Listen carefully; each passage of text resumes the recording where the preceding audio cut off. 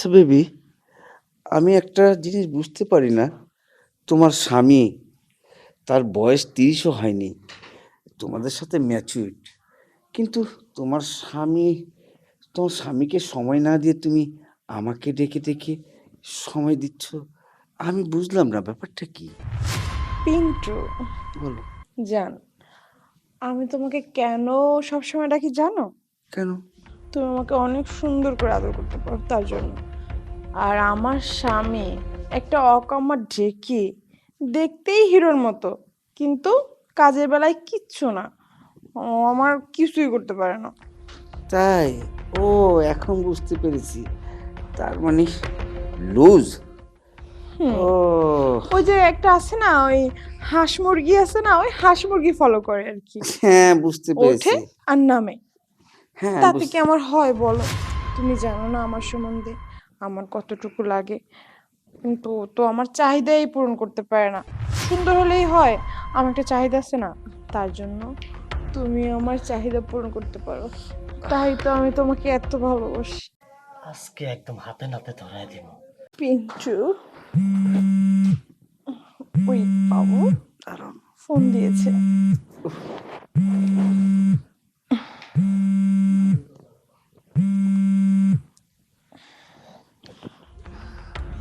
Hello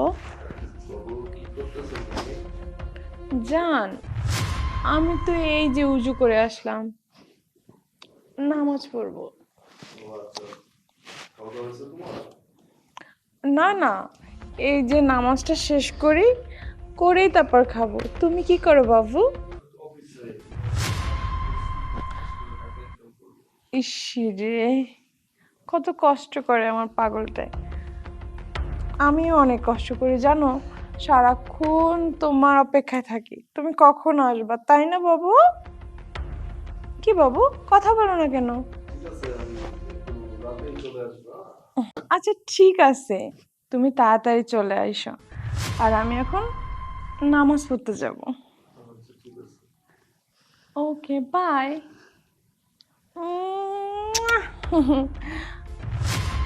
রাখো তো তাড়াতাড়ি। কতদিন ধরে দেখি না লোক।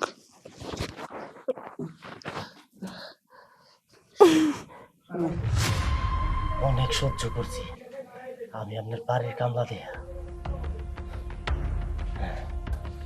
এবার স্যারেরে ভয়েস দিয়া পাঠাই দিই।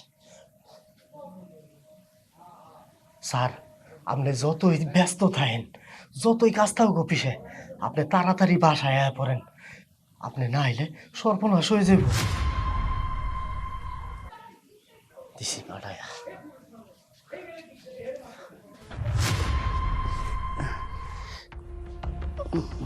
পিন্টু, কি স্বাগতা, নামাজ পড়া হয়েছে? তুমি আকাশ? না না, কাপড় চোপড় ঠিক করতে হবে না, এই অবস্থাতেই তো নামাজ পড়া যায় তাই না? যাও নামাজটা পড়ে আসো।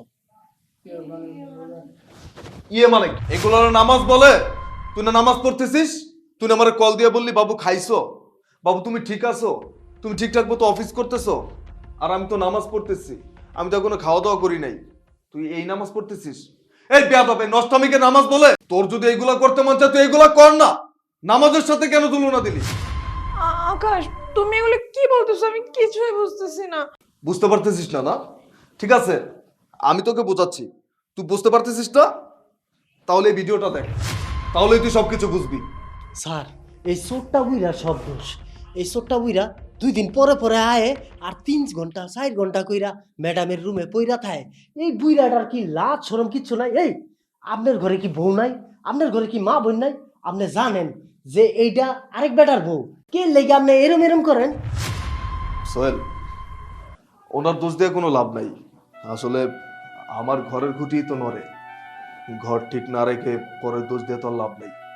আমার ওয়াইফের মধ্যে তো নষ্টামি, সে কি আর ইচ্ছা করে ওর সাথে এগুলো করতে পারছে? আসলে ভুলটা না আমারই ছিল। আমি কার জন্য এত কষ্ট করতে গেলাম?